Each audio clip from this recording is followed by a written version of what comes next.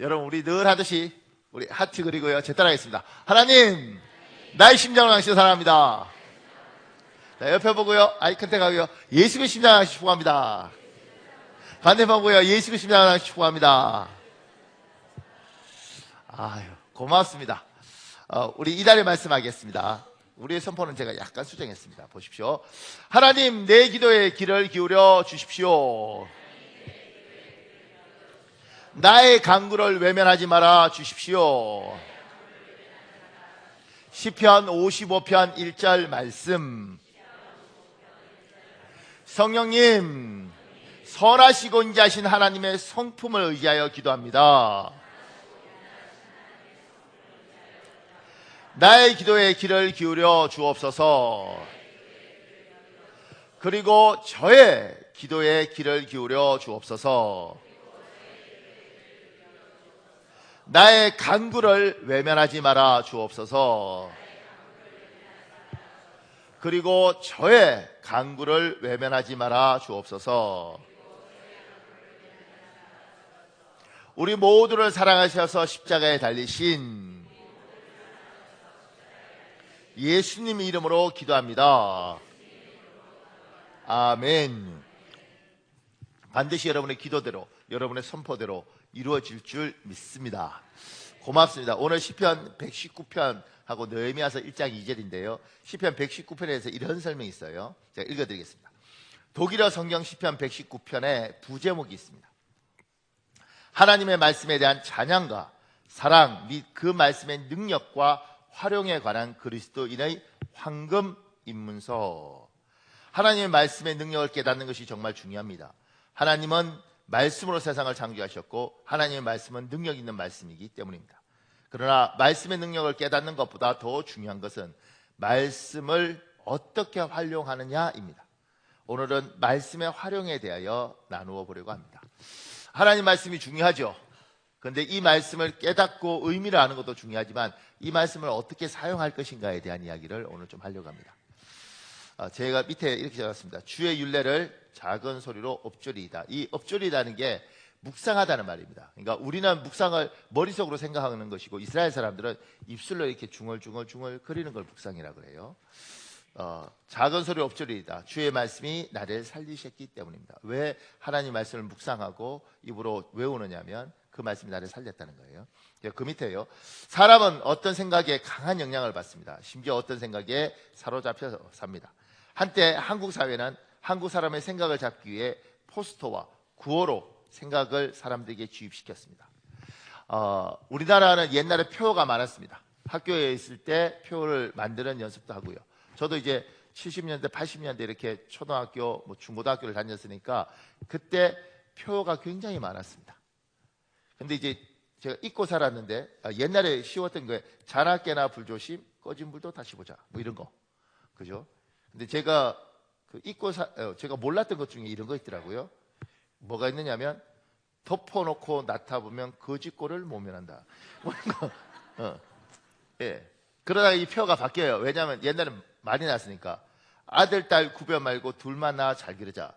요거 기억나시죠? 근데 우리가 까먹고 있었던 게 있더라고요. 왜냐하면 말이 낳다가 이제 둘만 낳자 그러다가 하나만 낳을 때 이렇게 돼 있어요. 하나씩만 낳아도 삼천리는 천만원, 뭐 이렇게. 그러니까 이런 표어들 기억나시죠? 그러니까 표어를 만들어서 사람한테 주입하고 이게 들어오면 야, 이 덮어놓고 나타보면 거짓골 못 면해, 이렇게 튀어나오는 거예요. 그러니까 사람이 들어오면 그 들어온 것에 영향을 받고 그 영향에 의해서 사람은 움직이는 거죠. 그러니까 제가 표 옛날 건데 보다가 우리 교회에 필요한 표를 봤어요. 내가 먼저 건넨 인사, 돌아오는 밝은 미소. 우리 교인들 인사 잘하셔야 됩니다. 그러니까 여러분이 먼저 인사하면 돌아오는 밝은 미소. 그런 거 아니에요. 안녕하세요. 혹시 우리 교인이세요? 저 아세요? 이런 거 하지 말고 그냥 하면, 제가 이 표 보면서 야, 인사를 건네면 웃으면서 이렇게 웃어주는 게 필요하겠다, 이 생각이 들어요. 그러니까 이런 문장들을 우리는 이렇게 주입받고 그것이 사람에게 굉장히 큰 영향을 미치는 거죠. 제가 그 밑에 이렇게 적어놨습니다. 나에게 주입된 생각 중에 잘못된 것은 뚜렷한 분별력을 가지고 뽑아내야 합니다, 이렇게 돼 있는 거죠. 그러니까 우리가 어렸을 때부터 계속 주입된 생각들이 있는데 그 생각들 중에 잘못된 생각이 내 안을 지배하면 이걸 예수 믿는 사람들이 예수를 안 믿는다 할지라도 이 생각 중에 정리를 해야 되는 거죠. 그러니까 제가 미국에 제가 전도해서 예수 믿은 아이가 있는데 결혼해서 이제 딸만 셋이에요. 근데 그 선물로 한국 전래 동화책을 이렇게 갖다 줬는데 얘는 1세가 괜찮지만 부인은 초등학교 가서 1.5세거든요. 그 부인이 목사님 책이 너무 좋은데 한국 전래 동화책은 이렇게 미국 아이들한테 읽힐 때 조심스러운 부분이 있다는 거죠. 그래서 구분을 잘하지 않으면 선물이 이렇게 독이 된다는 거예요. 그게 무슨 말이냐? 그러니까 이제 우리나라 옛날 책들 중에서 이를테면 이제 뚱뚱한 거는 미련한 것 이런 식으로 표현을 하잖아요. 아직 여러분이 감이 없군요. 뚱뚱한 건 미련한 거, 뚱뚱한 건 미련한 거 아닌가요? 아니, 그럼 앞에 아까 지휘했던 사람 굉장히 미련하게? 그러니까 뚱뚱한 게 미련한 게 아니고, 아니, 뚱뚱한 것이 미련하다는 식으로 이렇게 생각하는 것 자체가 이제 사람에 대한 차별이 되는 거죠. 그냥 뚱뚱할 수도 있고 마를 수도 있는데, 못 먹어서 말랐니? 뚱뚱하면 미련하고 돼지? 이런 식으로 표현하는 것 자체가 나쁜 영향을 사람한테 미친다는 거예요. 그래서 이제 그런 우리 옛날에 들어왔던 그런 동화책들 중에 우리는 별 생각 없이 이렇게 듣는 거지만 아이들 교육에 굉장히 안 좋다고 생각하고 미국 사람들 입장에서는 이렇게 동화책 중에 이렇게 걸러내는 것들이 있더라고요. 그래서 제가 이런 식으로 생각을 하는구나 이렇게 생각을 했었습니다. 그러니까 여러분들 머릿속에 들어와 있는 것들 중에 잘못된 생각들 중에서 내가 뽑아내야 될 생각은 뭐가 있을까? 이걸 이제 질문해보고 고민할 필요가 있습니다. 그죠? 근데 지금도 무의식적으로 말하는 사람들 많아요. 남자가 뭔 말이 그렇게 많아? 이렇게 하는 사람도 있어요. 아무 생각 없이. 참고로 나는 말이 많아야 되는 사람입니다. 그렇지 않겠어요? 그러니까 남자가 뭔 말이 많아? 이런 말들이 안 되는 거죠. 이런 거 있잖아요. 여자가! 이런 말도 안 되는 거죠. 그러니까 여러분과 나는 무시에 쓰는 거죠. 여자가 왜 그러니? 이렇게 하면 안 되는 거예요. 사람이 왜 그러니? 이래요. 그렇잖아요. 그러니까 이제 그런 걸 잘 뽑아낼 필요가 있다는 거예요. 그러지 않으면 여러분과 내가 무의식적으로 그렇게 쓰는 말들이 참 많습니다. 그 밑에요. 포스터와 구호로 주입된 생각 중에 좋은 생각도 있고 나쁜 생각도 있습니다. 분명한 것은 어떤 생각이 사람에게 들어오면 사람은 그 생각대로 산다는 것입니다. 방법론만 보자면 사람의 속성을 잘 이해한 접근 방식이었습니다. 그러니까 옛날 우리 70년대, 80년대에 심했던 그 표어들, 방공 표어들, 아이들 낳는 것에 대한 표어들 이런 것들이 이제 좋은 것도 있고 나쁜 것도 있지만 왜 그런 표현을 쓰느냐면 사람의 속성이 뭔가 생각이 주입되면 그 생각의 영향을 받고 심지어 그 생각대로 움직인다는 거예요. 이게 사람의 속성인 거죠. 그러니까 아무 생각이 없는 사람들이 있는 거죠. 그러니까 배움이 없고 교육이 없으면 아무 생각이 없는 경우가 있습니다. 그래서 공부를 가르치고 뭘 하는 건 머릿속에 집어넣고 그것이 자기에게 영향을 미치도록 하는 거죠. 근데 이게 세상의 방법이 아니라 성경의 방법도 그렇습니다. 하나님이 인간을 이루어가는 방법도 그렇습니다. 제가 2번에 이렇게 적었어요. 기독교인은 어떤 생각보다 하나님의 말씀에 강한 영향을 받습니다. 그리고 말씀을 따라 살아야 합니다. 이스라엘 사람들은 일찍부터 말씀을 따라 사는 법을 삶에 적용시켰습니다. 우리 신명기 6장 6절에서 9절이 있는데 우리 교도갈까요? 교도가겠습니다. 오늘 내가 내게 명하는 이 말씀을 너는 마음에 새기고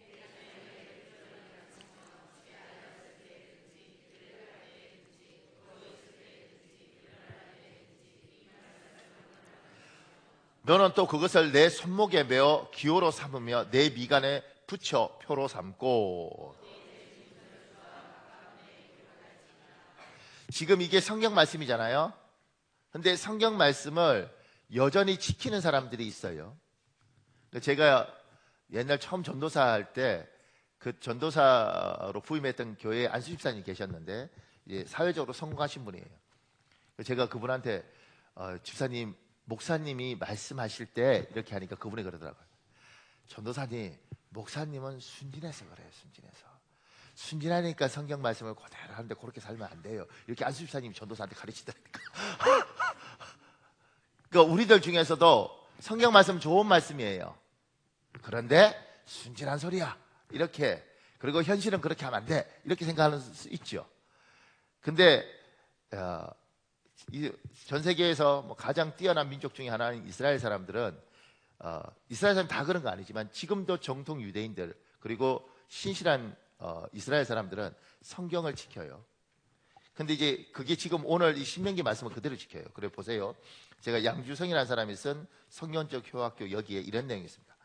테필리는 송과 미간이 언급되어 있는 성경의 4구절이 기록된 양피지를 닮아 넣은 사각형 모양의 작은 가죽 상자를 지칭한다.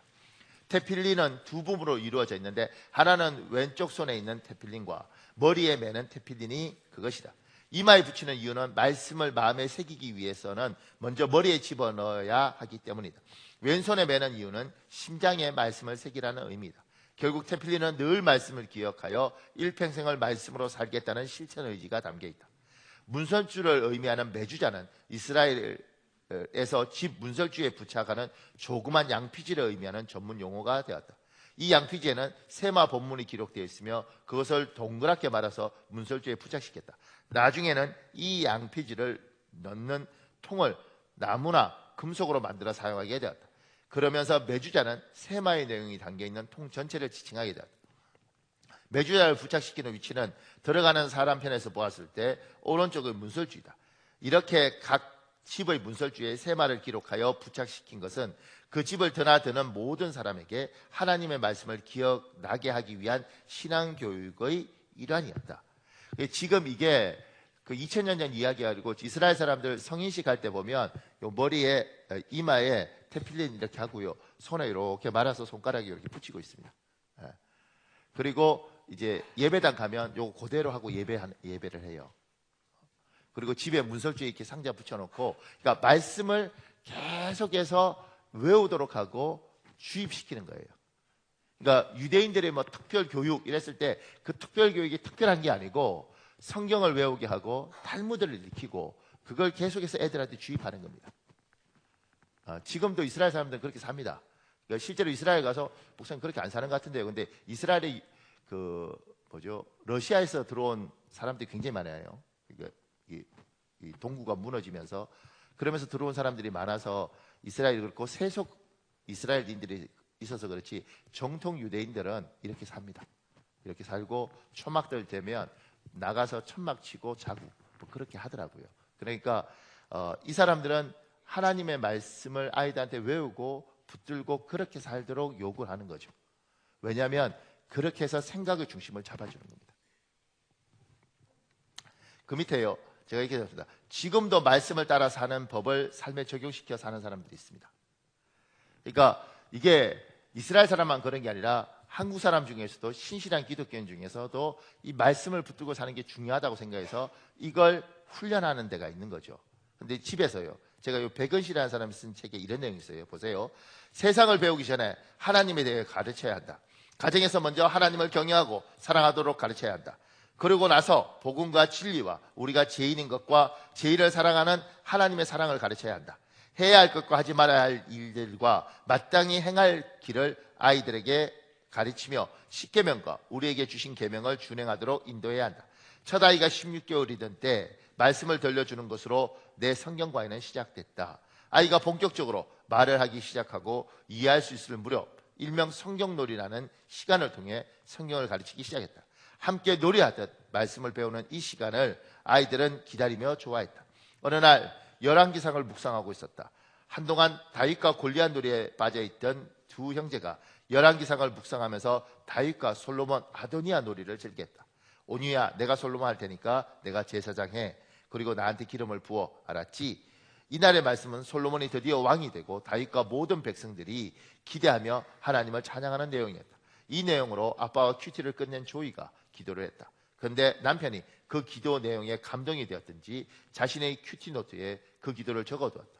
조이의 기도는 이랬다. 하나님 감사합니다. 오늘은 아도니아의 최후에 대해서 아빠와 말씀 묵상을 했어요.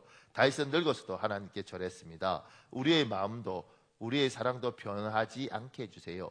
예수님 이름으로 기도드렸습니다. 아멘. 변하지 않는 믿음과 신앙은 하나님의 자녀로서 지켜야 할 필수 조건이다. 저희가 묵상했던 것처럼 삶의 말씀이 녹아들어 삶이 변하는 인생이 되기를 기대한다. 그러니까 세상 사람과 우리가 다른 건 주일날 이렇게 예배 드리는 것, 그 다음에 집사님으로 부르는 것, 그것들이 핵심이 아니고, 핵심은 우리는 말씀을 중심에 두고 말씀을 주입하고 그 말씀을 생각하고 그 말씀대로 살려고 발부둥을 치는 거예요. 이게 세상과 우리의 큰 차이입니다.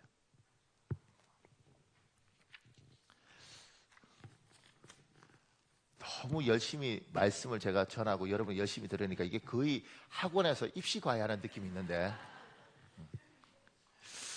조금 더요. 그 밑에요. 말씀을 따라 사는 것은 가정생활에 큰 유익입니다. 아이들에게 선명한 삶의 기준을 제시하고 부모들에게도 감정을 따라 움직이지 않고 말씀을 따라 가정생활을 이끌게 도와줍니다. 어떤 집 가면요, 법이 엄마예요. 엄마가 법인지를 어떻게 하느냐면, 아빠 이거 해도 돼? 그럼 아빠가 두려움에 떨면서 이렇게 말해요. 엄마한테 물어봐. 이렇게. 그럼 아이가 엄마한테 묻죠. 엄마 이거 해도 돼? 그러면 엄마가 기분이 좋으면 하라 그러고 기분이 나쁘면 하지 말라. 그러니까 원칙이 있는 게 아니고 엄마가 그날 필이 좋으면 아빠가 보너스를 받아서 주면 이렇게 하고, 그 다음에 아빠하고 한바탕 하면 엄마 테레비 봐도 돼? 확! 이렇게 가는 거죠. 그러니까 이제 우리가 예수를 믿어도 삶의 기준이 명확하지 않아요. 근데 성경은 나의 기준뿐만 아니라 우리 가족 전체가 성경을 기준으로 삼는 거예요. 보세요. 이 김동원 분이 쓴 글 중에 이런 내용이 있어요. 아이들이 어렸을 때 아내가 아이들에게 성경 구절을 암송시키기 위하여 헌달력 뒷장에 성경 구절을 적어 밥 먹기 전에 읽게 하였다. 아이들은 뜻도 모른 채 엄마가 시키니까 그냥 벽에 붙어있는 성경 구절을 읽고 기도하고 밥을 먹었다. 몇 번을 하면 보지도 않고 외웠다. 그냥 와와와 중얼중얼 기도하고 아멘한다. 그 모습을 보면서 저렇게 말씀을 외우는 것이 무슨 소용이 있을까 생각했다. 근데 놀라운 일이 일어났다. 막내가 어디서 담배 모양으로 된 껌을 들고 와서 엄마 앞에서 담배 피우는 신용을 하였다. 아내가 놀라서 때려주려고 몽둥이를 들고 달려왔다. 그러자 막내가 껌의 껍질을 벗겨내며 씹기 시작했다. 껌이야 껌! 아내가 멈칫했다. 때리자니 아니고 그냥 두자니 뭔가 섭섭하고. 그때 중학교 2학년이었던 둘째가 한마디 했다. 악의 모든 모양이라도 버리라고 했는데. 막내가 맞았다. 엄마한테 맞았어요. 얼마나 놀란지 모른다. 뜻도 모르고 외웠다가 그 남아도 잊어버린 말씀인데, 그 말씀이 필요한 상황이 닥치자 자기도 모르는 사이에, 그것도 0.001초 정도 사이에 말씀을 찾아내고 해석한 것이다. 그리고 막내 매맞게 한 것이다. 말씀은 그런 것이다. 하나님 말씀 살아있고 활력이 있어 좌우의 날선 어떤 것보다도 예리하여 혼과 영과 및 관절고수를 찔러 쪼개기까지 하며 또 마음과 생각과 뜻을 판단하나니, 모든 성경은 하나님의 감동으로 된 것으로 교훈과 책망과 바르게 함과 의로 교육하기에 유익하니 이는 하나님의 사람으로 온전하게 하며 모든 선한 일을 행할 능력을 갖추게 하려 함이라. 진리를 알지니 진리가 너희를 자유케 하리라. 말씀을 읽어야 된다. 근성으로 읽지 말고 깊이 뜻을 생각하며 읽어야 한다. 깨달아야 한다. 전율을 느끼리만큼 무릎을 치리만큼 감동하며 성경 읽는 법을 익혀야 한다. 그러나 무엇보다 중요한 것은 말씀대로 순종하는 삶을 통하여 말씀을 우리 삶의 근육 속에 기억시키는 것이다. 저한테 좋은 경험이 하나 있는데요. 전에 제가 말씀드렸을 텐데, 저희 큰애가 아주 조그말 때 교회에 갔어요. 교회에 가서 유치부한테 놀다가 이제 예배 마치고 집사람하고 저하고 저희 우리 큰애하고 이렇게 예배 마치고 걸어오는데, 우리 큰애한테 장난감이 있는 거예요. 이게. 우리 꽤 아닌데, 그러니까 교회에서 놀다가 유치부에서 놀다가 갖고 나오신 거죠. 이렇게. 예, 이걸 전문용어로 도적질이라고 합니다. 이거 도적질. 갖고 나온 거죠. 왜 좋아 보니까 갖고 온 거예요. 그러면서 지 엄마하고 이야기하더라고요. 제가 앞에 걸어가고 있는데, 뭐야? 유치부가 왜 마음대로 가져왔어? 뭐 이렇게 있더라고요. 그 순간 제가 어렸을 때 항상 우리 부모와 뿐만 아니라 많은 부모들이 했던 거, 이런 도둑놈의 새끼, 경찰 아저씨 이놈 잡아가세요, 이렇게 하는 거, 그거 해보고 싶었어요. 왜냐면 나도 당했으니까. 애들 막 갔거든요. 그래도 저는 괜찮은 편이에요. 왜냐면 아까 지휘했던 이분은 아버지가 그 경찰들하고 친해서 철창에 집어넣었다네. 초등학교 때. 예. 그러니까 진짜랍니다. 애가 얼마나 놀랬겠어요. 그러니까 근데 이제 그렇게 겁줘서 뭐요? 다시는 못하게 만드는 거잖아요. 다시는 도둑질을 아주 그냥 너무 무서워서 못하도록 만드는 건데, 제가 그래서 어렸을 때 제가 받은 대로, 그러니까 이게요, 믿는 집안하고 안 믿는 집안하고 차이가 커요. 그러니까 안 믿는 집안에 저는 자랐으니까 그렇게 당했으니까 돌아섰죠. 제가 다 죽었어. 이렇게 내가 당한 거지. 근데 그 제 아내는 이 3대째 믿는 집안이잖아요. 갑자기 그러더라고. 참 지금도 참 굉장해요. 왜냐하면 그때 이렇게 막, 야, 너 이렇게 하면 아빠가 화내. 아빠 지금 너 때리려고 그러는데 너 난리 났어. 이렇게 하지 않고, 아빠의 감정에 너의 잘못을 맡기지 않고 이러더라고요. 십계명이 뭐야? 이렇게 하니까 애가 이제 주일학교부터 외우잖아요. 그러니까 제1계명은 나 외에 다른 신들을 내게 두지 마, 이렇게 하면서 제8계명은 내 이웃의 것을 도둑질하지 말라. 이러니까 그때 지 엄마가 이 말씀을 딱 잡고 그러더라고. 하나님이 뭐래? 도둑질하지 말라지. 이러더라고. 애가 하나님 도둑질하지 말라구나. 그리고 그 말씀에 자기를 딱 굽히더라고요. 딱 돌아서 이 도둑놈 경찰하지 이러던 내가 돌아서, 난 목사인데 난 목사인데 내가 하나님 말씀이 뭐야? 8계명 이렇게 가야 되는데 나는 그걸 못 배운 거죠. 그러면서 제가 배운 거예요. 아이들을 가르칠 때 내 감정, 네가 그러면 엄마가 열받아, 네가 그러면 아빠가 이렇게 부글부글해서 뚜껑 열려, 이런 식으로 가르치는 게 아니고, 얘야 하나님 말씀이, 그러니까 너도 여기에 순종하고 나도 여기에 순종하고 네 엄마도 여기에 순종하고, 우리 이 가정이 말씀으로 기준을 잡고 표준을 잡고 살자. 지금 여러분, 지금 자라는 우리 아이들 있잖아요. 저 아이들 머릿속에 무슨 생각하는지 여러분과 저는 모르는 거예요. 스마트폰에, 인터넷에 쟤들이 가지고 있는 건 우리가 주는 정보가 아니라 가장 정보들을 애들이 가져요.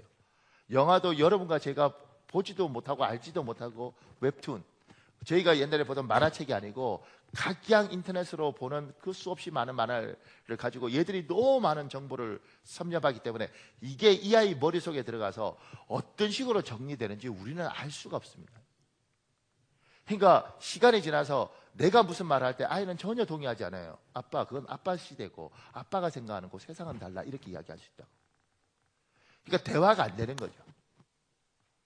그런데 하나님의 말씀을 가지고 이 아이에게, 얘야 네가 이 세상의 각양 정보를 하든 간에 우리는 하나님이 살아있고 하나님을 신뢰하고 이 말씀에 네가 하는 생각을 맞춰라. 얘야, 아빠도 여기에 맞출게. 아빠 술 먹어야 되는 거 안 먹어야 되는 거예요? 뭐라 그럴 거예요? 얘야 그냥 약간 홀짝홀짝 하는 건 괜찮아, 뭐 이렇게 가르칠 거야. 얘야 우리 집안은 체질적으로 술이 안 맞아서 못 먹는 거지, 사실 술 괜찮아, 뭐 이런 거, 이렇게 이게 기준이 없다고. 그잖아요. 그럴 때 성경에서 술 취하지 말라, 이는 방탕한 것이니, 술 취하면 안 된다, 방탕한 것이니, 그 부분에서 기준을 주는 거죠. 그 말을 하면 아빠는 어떻게 해요? 나도 술 취하지 못하는 거지, 방탕한 것이니까. 엄마도 술 취하지 않는 거죠, 방탕한 것이니까. 여기에 우리 모두가 기준을 맞추고 사는 거라고요. 그러니까 하나님을 섬기는, 나도 섬기고 너도 섬기고 네 엄마도 섬기고, 이 하나님이 이러지 말라니까 우리가 안 하는 거예요. 네가 어떤 정보를 듣고 어떤 세상을 만나든지 간에 그게 네가 거기서 가장 생각을 하더라도 말씀에 너를 맞춰야 이거 이야기를 하는 거예요. 그러니까 부부싸움 때 해답이 없는 거잖아요. 해답 있어요? 제가 전에 재밌는 이야기 하나 들었는데, 부부간에 결혼해서 이게 남자 여자가 이게 사는 게 쉽지 않잖아요. 그러니까 이제 그 남편이 그랬대요. 여보, 내가 너 회사에서 너무 힘들고 지치는데 집에 오면 당신이 좀 잘해줬으면 좋겠는데, 내가 마음이 상했다는 걸 어떻게 표현할지 몰라서 내가 집에 올 때 너무 회사에서 힘들면 내가 넥타이를 확 틀어서 올 테니까 딱 넥타이 보면 당신 정말 잘해줬으면 좋겠다. 여자가 가만히 듣고 생각했어요. 그럼 나가 열받으면 어떡하나? 그러면 나가 열을 받으면 여보, 내가 앞치마를 틀 테니까, 우리가 서로 이렇게 신호를 맞춘 거죠. 그러니까 남자가 넥타이 틀고 오면 여자가 막 정말 잘해주고, 집에 들어왔는데 앞치마가 돌아져 있으면 남편이 막 설거지하고, 얼마나 분위기 좋아요. 어느 날 너무 힘들어서 넥타이를 틀고 왔는데 앞치마가 틀려져 있네. 그럼 어떻게? 누구한테 맞춰? 그러니까 인간한테 이렇게 맞추는 게 아니고 기준을 하나님이 원하는 기준에 나를 맞추는 거예요. 내가 이렇게 했을 때 하나님이, 그래서 제 같은 경우는 하나님이 내 자녀를 노엽게 하지 말라 이랬으니까 노엽게 안 하려고 노력을 하는 거예요. 그러니까 옳고 그른 걸 가르치지 말라는 게 아니라, 화가 나면, 성적이 나쁘면 얘야 성적이 이게 뭐니? 이렇게 말을 해도 되잖아요. 근데 우리는 화가 나면 거기에다 우리 감정을 싣잖아요. 성적이 이게 뭐니? 이성적으로 네가 사랑구실을 하겠니? 돌대가리니? 얘야 뭐 이렇게 가잖아. 그래서 애를 분노하게 만들고 애가 증오하게 만드는 거잖아요.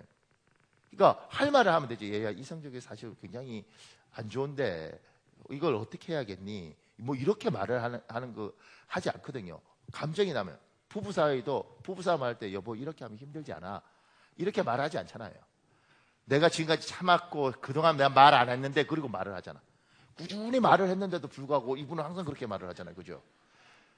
그러니까 이런 것들을 볼 때 하나님의 말씀을, 하나님이 우리에게 성경을 주고 기준을 정한 거예요. 얘야 니들끼리는 해답이 없다. 그러니까 내가 하나님이고 내가 기준을 정할 테니까 너도 맞춰라. 그리고 아이들한테도 이 말씀을 주입하고 너도 이 말씀을 주입해서 여기 안에서 너희가 살아라. 이게 너희가 이 땅에 사는 법칙이고 너희가 이 법칙대로 살면 내가 너희에게 긍휼과 인자를 베풀겠다. 이게 하나님 주신 약속이에요. 그러니까 남편이 술 먹고 떡이 돼서 집에 오시면 어떻게 해요? 내가 우리 아버지도 술 먹었는데 당신 술 먹는 건 내가 미쳐! 이렇게 하지 말고 여보 술 취하지 말라 이런 방탕한 것이 성령의 충만함을 받아라. 그렇게 그냥 말을 하는 거지. 승질을 돋구지 말고 웃으면서 여보 하나님이 그렇게 말씀하시는데 안 했으면 좋겠어요. 이렇게 가르쳐도 꼭 그럽니다. 술 취하지 말라! 이러면서 샷하라! 그러지 말고 감정 빼고. 우리 찬송 하나 하고 제가 설교를 좀 더 할까요? 찬송가 199장입니다.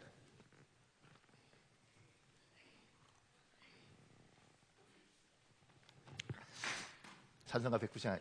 우리 어른들 이 찬양 참 좋아했습니다.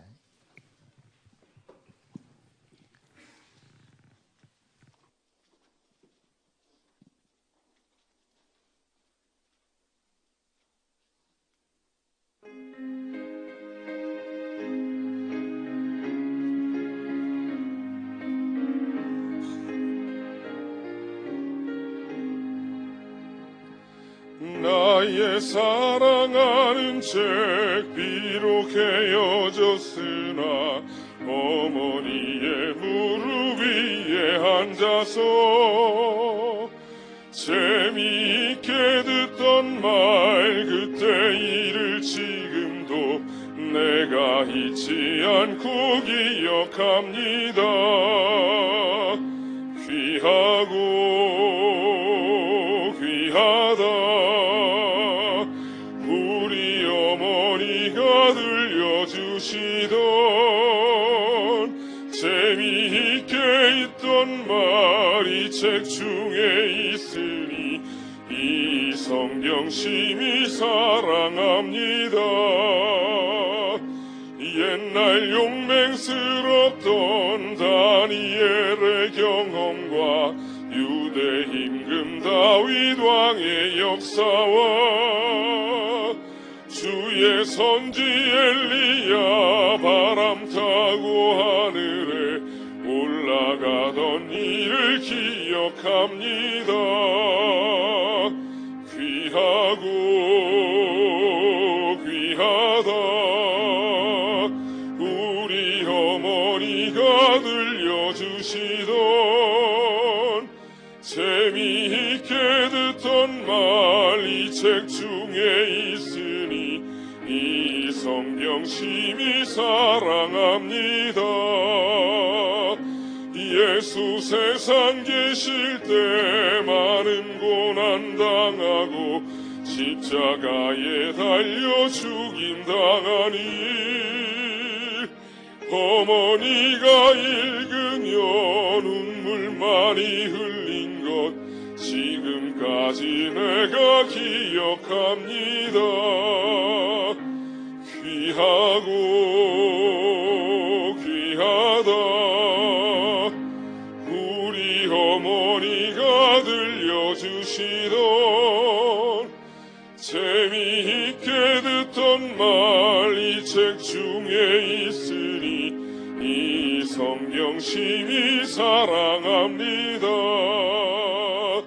그때 일은 지나고 나의 눈에 환하오 어머니의 말씀 기억하면서 나도 시시때때로 성경 말씀 읽으며 주의 뜻을 따라 살려 합니다.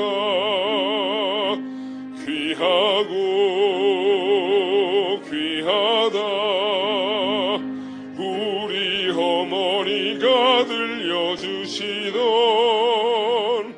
재미있게 듣던 말 이 책 중에 있으니 이 성경 심히 사랑합니다.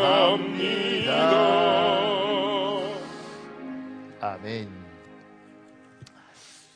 우리가 말씀이 중요하다는 건 이제 다 인정하잖아요. 근데 이 말씀을 어떻게 활용할 것인가?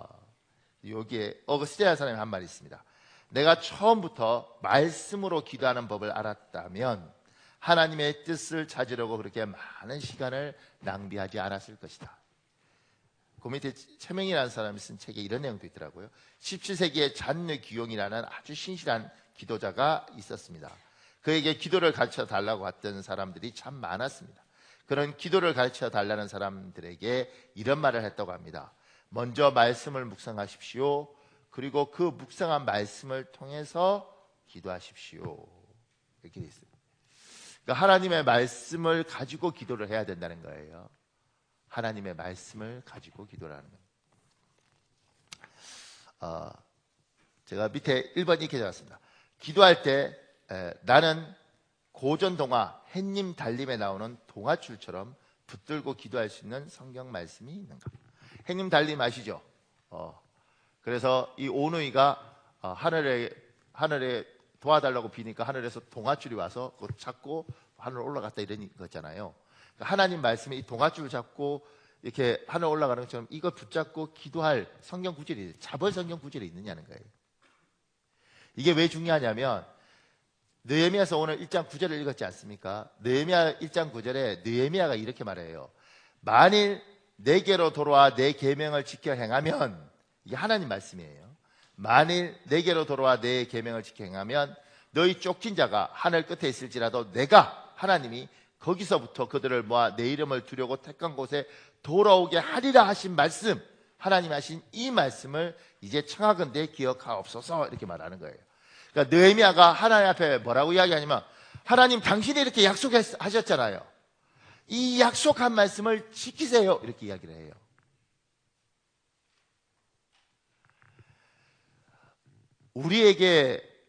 우리가 하나님 앞에 나올 때 하나님 나 사랑하잖아요. 그러니까 내 기도 들으세요. 이렇게 이야기하는 게 아니고요. 하나님이 말씀을 이렇게 하셨잖아요. 제가 이걸 근거를 가지고 하나님 앞에 요구하는 거예요. 여호와는 나의 목자시잖아요. 하나님 나를 목자니까 나를 보호해 주셔야 되는 거 아니에요? 이렇게 기도를 하는 거예요.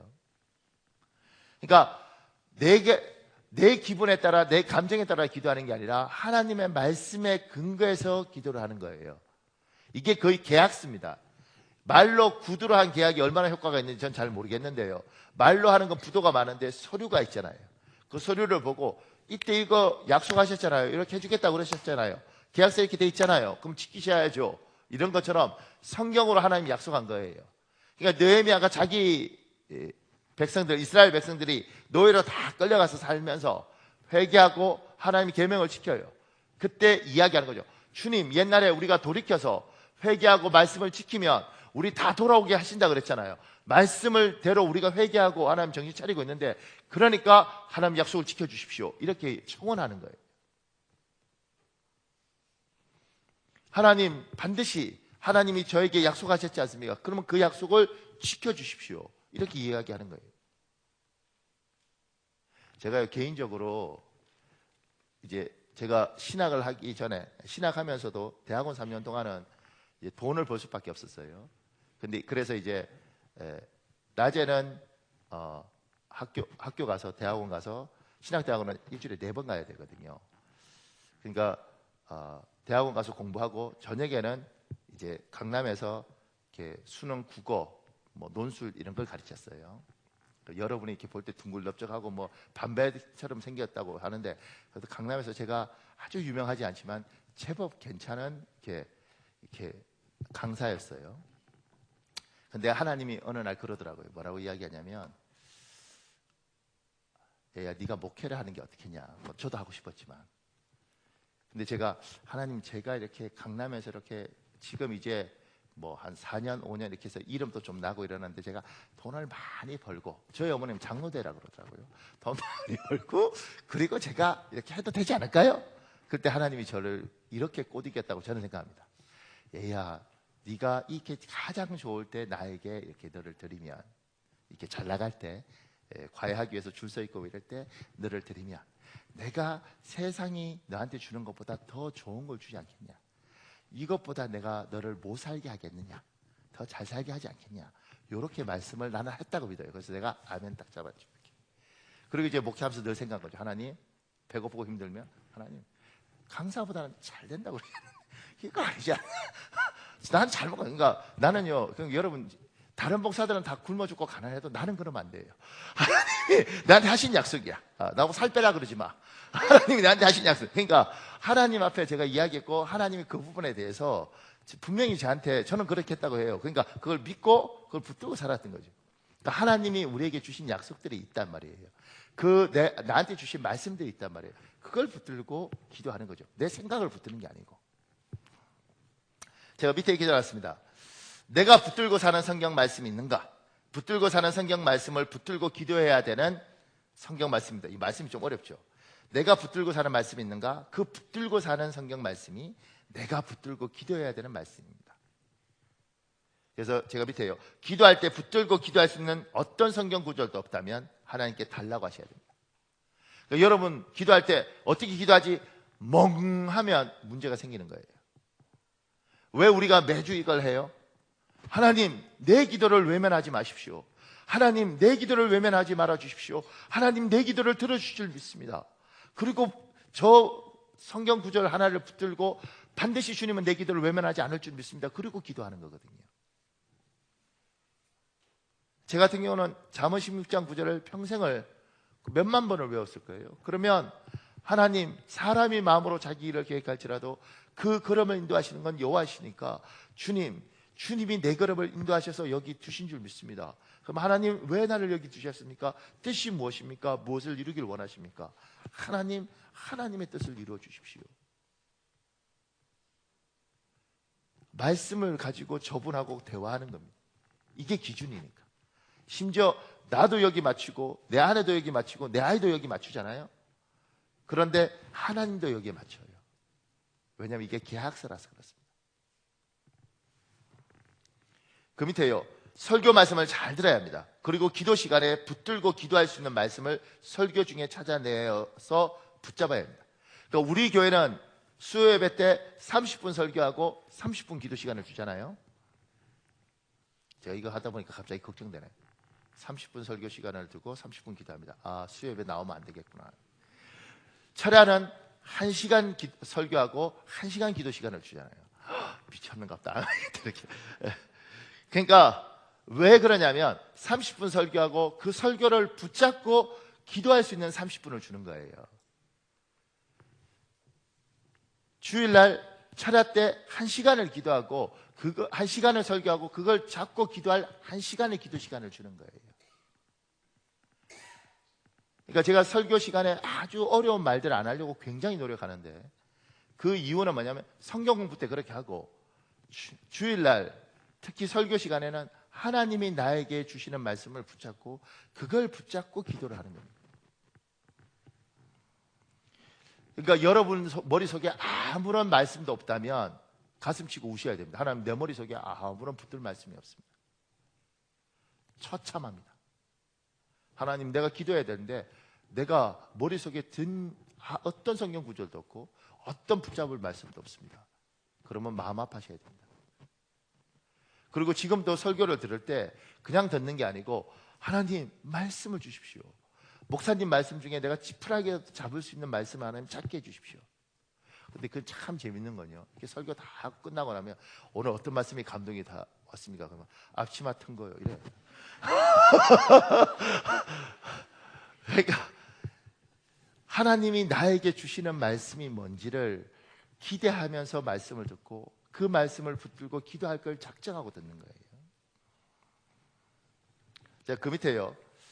무엇보다도 말씀 중에 무엇보다도 소망의 말씀을 붙잡아야 됩니다. 사단은요, 기독교인에게도 절망을 줍니다. 예수 믿는 사람에게 반드시 하나님의 희망을 선포하고 인생을 가게 하세요. 여러분, 이렇게 분명히 여러분이 확신하셔야 될 건 소망이 없으면 하나님 여러분 안 불렀습니다. 절망만 있으면 하나님 여러분 안 불렀습니다. 하나님 왜 불렀냐면 소망을 주기 위해서 불렀다고요. 그런데 우리 스스로가 속으면 절망해서 그렇습니다. 예수 믿어도 소용없어. 내 인생 뭐가 있겠어. 끝났어. 우리 집안 다 끝났어. 우리 남편은 기대할 거 없어. 이렇게 사단이 그렇게 만드는 거예요. 하나님의 사람은 하나님 살아계시잖아요. 여호와 나의 목자라며. 그럼 주님 살아계시면 이러시면 안 되지 않습니까? 그리고 하나님 앞에 대들 필요도 있죠. 하나님 앞에 따질 필요도 있죠. 하나님이 나한테 자식을 주셨잖아요. 내가 기도하고 애를 가졌는데 그럼 얘가 하나님이 허락하신 거면 하나님 책임지셔야죠. 이거 아니잖아요. 하나님 내 인생을 주께서 부르셨을 때 하나님 그냥 이렇게 살다가 죽으라고 부르셨어요? 하나님 아니면 하나님 뜻이 있어서 부르셨어요? 뜻이 있었으니까 부르셨잖아요. 그럼 하나님 이렇게 살도록 놔두면 안 되지 않습니까? 그 이야기들을 해야 되는 거죠. 어차피 희망 없이 살 거면 왜 예수 믿게 했느냐? 왜 불렀느냐? 하나님 뭔가 주기 위해서 불렀고 뭔가 하기 위해서 불렀죠. 그 기대를 가지고 눈을 부릅뜨고 하나님 원하시는 게 뭡니까? 그리고 살아야 되는 거예요. 제가 청소년들 상대할 때 가장 힘든 놈이 어떤 놈이냐면 도둑질이라도 할 욕심이 있는 애는 편하더라고요. 왜냐하면 도둑질할 생각이 있으니까 눈이 반들반들해요. 대화하는 동안 뭐 훔쳐야 되니까. 근데요, 세상에 착한데 아무 생각 없는 애였어요. 너는 꿈이 뭐니? 없는데요. 그래도 꿈을 가져야지. 아빠요. 뭐 이런 애였어요. 정말 아무 생각도 없고 미래도 없고. 배고프니? 아니요. 고기 줄까? 아니요. 넌 앞으로 뭐 하고 살래? 몰라요. 뭐 이런 애도 있습니다. 근데 의외로 굉장히 많습니다. 굉장히 많습니다. 그런 아이들하고 상대할 때요, 정말 힘들더라고요. 왜냐하면 얘하고는 뭐 할 이야기 없어. 하다못해 자전거라도 갖고 싶어요. 자전거 사줄 테니까 우리 한번 해볼까? 이렇게 말할 때 아무 욕심이 없는 아주 거의 득도한 상태의 청소년들을 만날 수 있어요. 미칩니다. 그러니까 여러분 마음에 소망이 있어야 되는 거죠. 하나님, 내게 인생을 주신 하나님, 나 뭘 하죠? 하나님, 내 이 살아있는 인생 이렇게 살다 가는 건가요? 하나님, 나에게 꿈을 주시고 소망을 주시고 하나님, 나 부르신 이유가 뭐죠? 이게 있어야 되는 거예요. 그래서 힘들어도 살아야 되는 거예요. 아무리 어려워도 살아야 되는 거예요. 제가 했던 설교 중에 가장 잔인한 설교는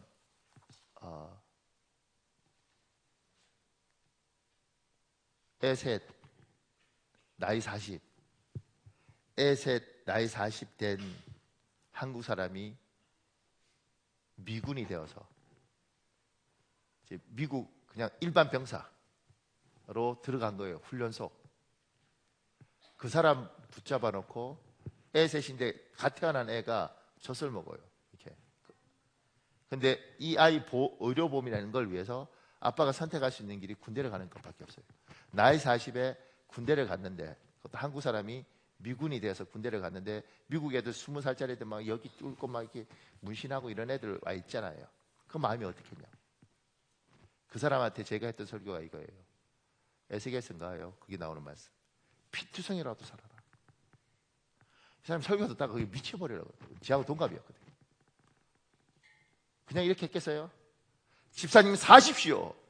피투성이라도 사십시오. 당신 나이 40에 미국 피어싱한 미국 애들하고 훈련 받더라도 사십시오. 어떻게든 살아나십시오. 이렇게 이야기를 합니다. 그 사람이 설교 들으면서 제가 그 사람 설교 들으면서 정말 가슴을 찢고 싶었을 것 같아요.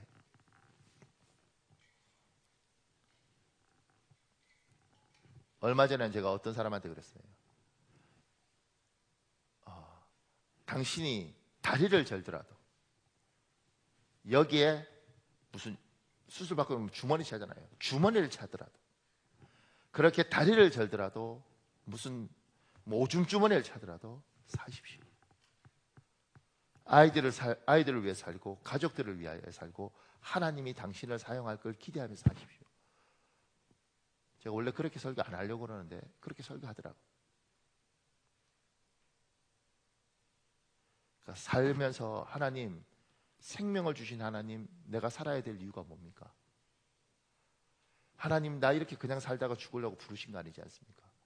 그러면 하나님의 뜻을 이루십시오.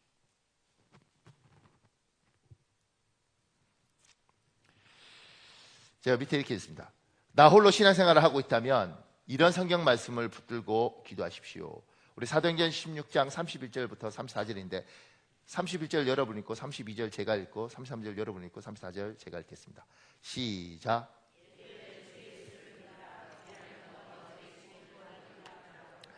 주의 말씀을 그 사람과 그 집에 있는 모든 사람에게 전하더라.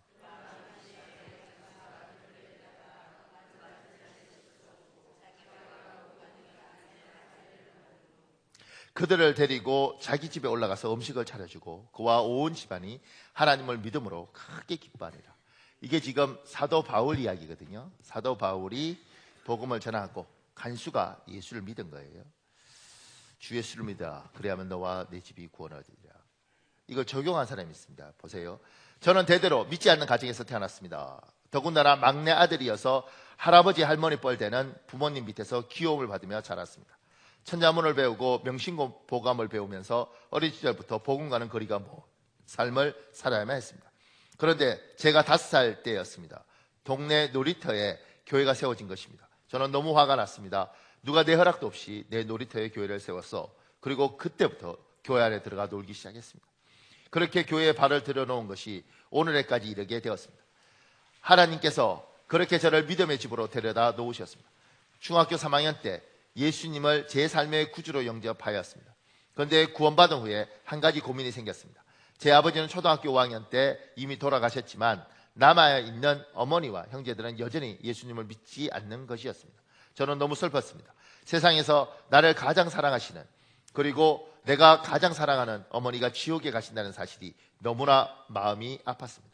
그래서 어머니에게 복음을 전했습니다. 어머니, 예수님을 믿어야 구원받아요. 얘야, 예수님을 믿어야만 꼭 구원을 받아 천국에 가고 예수님을 안 믿으면 천국에 못 가니? 예. 그렇다면 내 아버지는 안 믿고 돌아가셨는데 그러면 아버지는 지옥에 가셨냐? 마음이 너무 아팠지만 그렇다고 말씀드리니 한참을 깊이 생각하시던 어머니는 이렇게 말씀하셨습니다. 그러면 나는 못 믿는다. 아니 어머니 왜 그러세요? 너희 아버지가 지옥에 계신데 내가 어찌 혼자 천국에 가겠노? 너희 아버지 내가 가서 뒷바라지 해드려야지. 내 혼자는 천국 못 간다. 나는 그렇게 못한다. 전도하면 어머니가 그렇게 말씀하셨습니다. 그래서 하나님 앞에 매달렸습니다. 저는 1991년 1월 12일을 영원히 잊지 못합니다. 하나님의 부르심을 받고 나서 영어 강사를 그만두고 신학을 공부하면서 해마다 1월이면 22일을 철야 기도를 했습니다. 기도 제목은 한 가지, 어머니의 구원이었습니다. 저희 가정에도 하나님의 구원이 임하게 도와주옵소서.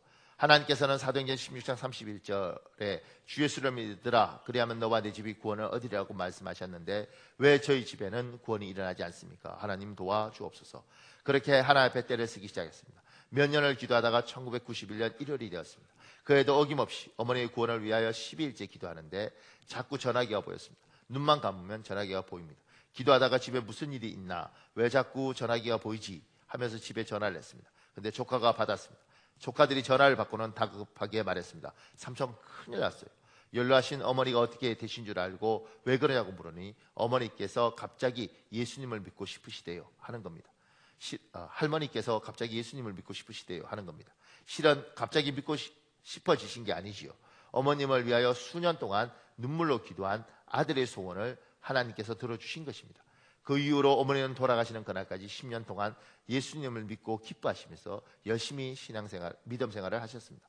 손자와 손녀가 태어나는 것도 보시고, 막내인 제가 미국에서 공부하여 박사학위를 취득하는 것도 보시고, 목사 안수를 받아서 주의 사역에 힘쓰는 것도 보신 후에 편안하게 제 품에서 제 기도에 아멘 하시고는 눈을 감으셨습니다. 그렇게 천국에 가셨습니다. 그러니까 이 사람이 얼마나 힘들겠어요. 참 세상에 이런 분이 있어요. 내 아버지가 지옥에 가 계신데 내가 어찌 혼자 천국에 가겠노? 너희 아버지 내가 가서 뒷바라지 해드려야지. 야, 참 전혀 공감이 안 되는 표정. 제가 얼마 전에 말씀드렸네요. 우리 교회 지금 나이 가장 많으신 권사님 이제 요양병원 가셨는데, 그분 이제 그렇게 가시기 전에 할아버님 먼저 돌아가셨거든요. 제가 장례 집도 했는데, 그 할아버님이 꿈에 우리 권사님한테 오셨대요. 할멈, 이제 같이 가자 천국에. 우리 권사님이 그랬대요. 다시 나타나기만 하고 가!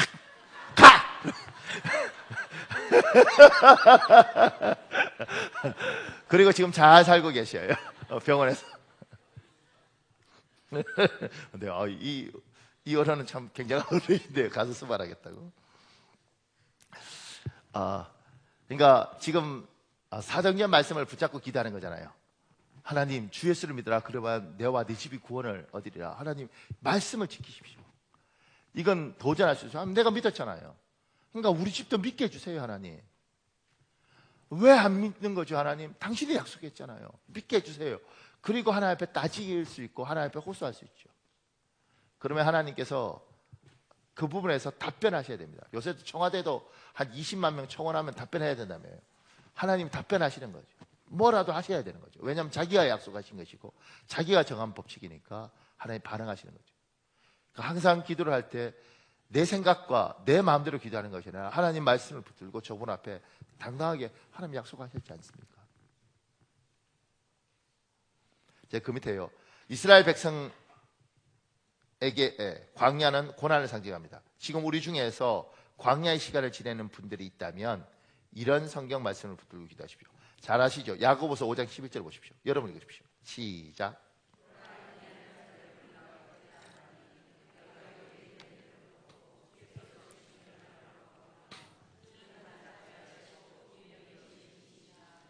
아멘. 힘들 때 이 말씀을 보고 그렇구나 그렇게 가는 게 아니고요. 하나님 주는 가장 자비하시고 긍휼하신 이 아닙니까? 하나님은 자비가 많고 긍휼이 많지 않습니까? 하나님 내가 욥처럼 고난을 당하는데 주님 복된 결말을 나에게 주십시오. 욥에게 주셨던 것처럼 나에게도 주시고, 하나님 욥도 하나님의 은혜로 살았다면 나도 하나님의 은혜로 사는데 나에게도 긍휼을 베풀어 주십시오. 그리고 도전할 수 있고 따질 수 있고 울 수 있고 부르짖을 수 있습니다. 제가요 저번 주에 세미나를 가서 참 하나님이 저한테 많은 사람을 만나게 하는데 태국 선교사예요. 태국 선교사를 만났어요. 근데 이제 제 옆에서 이제 일주일 동안 같이 이렇게 세미나를 듣는데 제가 이제 태국 선교사한테 물었어요. 목사님은 그러면 태국에서 무슨 사역을 하세요? 이러니까 목사님 저는 태국 병원의 원목이에요. 그래서 제가 태국 병원의 원목이에요. 그럼 한국 사람들이 아니 태국 사람들이 하는데 원래 태국 사람들이 하는 큰 병원에 자기가 원래는 지금까지 다 태국 사람만 이렇게 목사들이 원목을 했는데 이번에 선교사들 중에 여기가 요구를 해서 자기가 이제 거기 지원을 해서 원목으로 갔다는 거예요. 그래서 제가 그렇군요.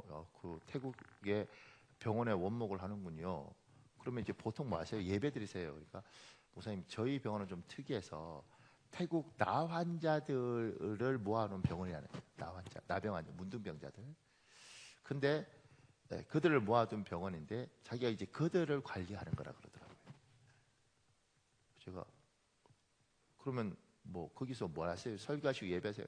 목사님 제가 설교하고 예배하고 전도하고 그리고 그분들 돌아가시면 제가 장례 치르죠. 그래서 제가 장례 치른다는 게 저는 이제 이렇게 저처럼 장례 집도 하는 줄 알았어요. 근데 물어보니까 제가 장례 치르고 근데 그분들은 다 화장을 해야 되기 때문에 자기가 화장을 한대요. 나는 그래도 우리도 화장하잖아요. 연화장에. 그래서 그냥 그렇게 이제 그런 장례식장 가서 그렇게 예배 드리고 뭐 이런 건 줄 알았어요. 근데 같이 자꾸 이야기하다 보니까 그게 아닌 거예요.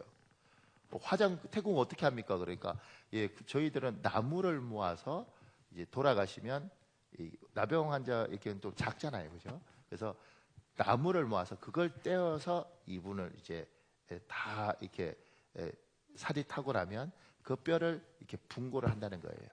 제가 그럼 누가 해요? 그러니까 그냥 제가 하지요 이러더라고요. 목사님이 직접 그 나무 모아서 다 태우는 거예요. 그래서 예, 제가 해요, 목사님. 그 원목이 담당이라 해요. 이러더라고요. 그럼 목사님 이렇게 분골도 해요. 그러니까 예, 목사님. 나이가 41하더라고요.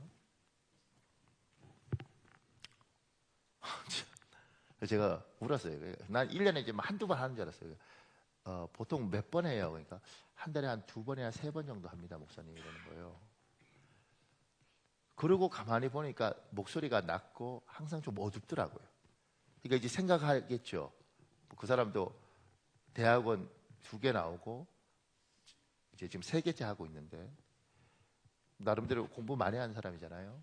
그런데 자기 어쩌다가 태국 가서 내가 이 나 환자들을 그걸 그냥 전도하는 것이 아니라 그들을 다 장례 치르고 화장까지 나무 끌어다가 모아서 화장하고 그걸 분골할까.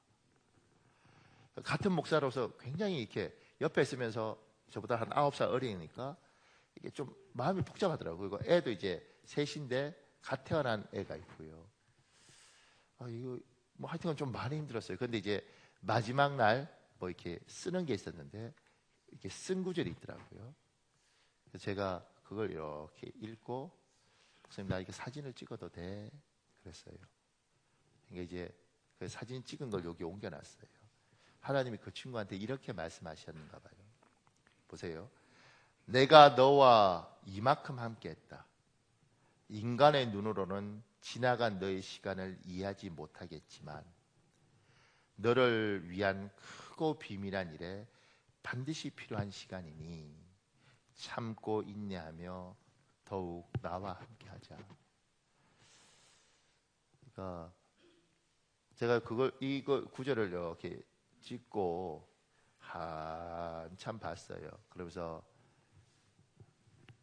목사님 내가 도와줄 일이 있으면 말을 하면 내가 힘은 얼마 없어도 어쨌든 목사님 도울 테니까 목사님 힘을 내고 잘 했으면 좋겠다. 그랬어요. 그러니까 버티는 거죠. 이 하나님 말씀을 붙잡고 그 어려운 상황에서 버티는 거예요. 제가 밑에 이 요셉 이야기거든요. 시편 105편 18절 19절이 있는데 18절 19절 여러분 읽어볼래요? 시작.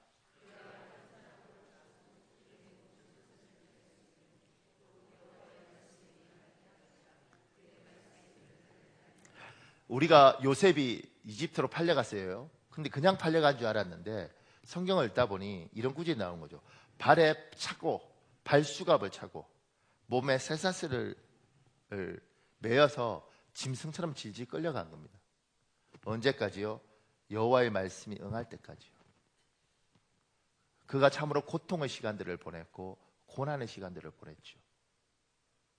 그리고 어느 순간인가 창세기 41장 보면 42절에 바로가 자기 인장을 빼어서 요셉의 손에 끼워요. 그리고 애굽 온 땅의 총리를 되게 합니다. 그러니까 하나님의 말씀이 그냥 말씀이 아니라 하나님 요셉도 발에 차고를 차고 쇠사슬에 매여서 그 말씀이 이룰 때까지 고통을 당하고 고난을 당했지만 하나님이 반드시 그를 회복시키고 그를 사용하셨던 것처럼 하나님 내가 이 고통의 시간을 보내고 있는데 하나님 잘 이기게 하시고 하나님 반드시 나에게 이 요셉에 있었던 것처럼 인장바지를 빼고 그리고 총리로 삼으셨던 것처럼 나에게도 긍휼을 베풀어 주십시오. 하나님의 말씀은 그냥 지나가는 말씀이 아니고 그 말씀을 붙들고 우리가 부르짖어 기도해야 될 말씀인 겁니다. 여러분 시간이 좀 많이 갔는데 그래도 우리 한 7, 8분 기도할 수 있거든요. 이 시간에 여러분에게 설교 가운데 주신 말씀이 무엇입니까? 여러분들이 붙잡고 사는 말씀은 무엇입니까? 오늘 시간에 하나님 말씀해 주십시오. 하나님, 머릿속으로는 나는 해답이 없는데 하나님이 주시는 말씀 갖고 버티고 싶습니다. 오늘 내가 버틸 수 있는 말씀, 어렸을 때 외웠던 요절 말씀 기억나게 하시고 그거 붙들고 내가 기도할 수 있도록 도와주십시오. 이 시간에 주여 한번 간절히 붙잡고 우리 통성으로 기도하겠습니다. 주여, 아버지 하나님.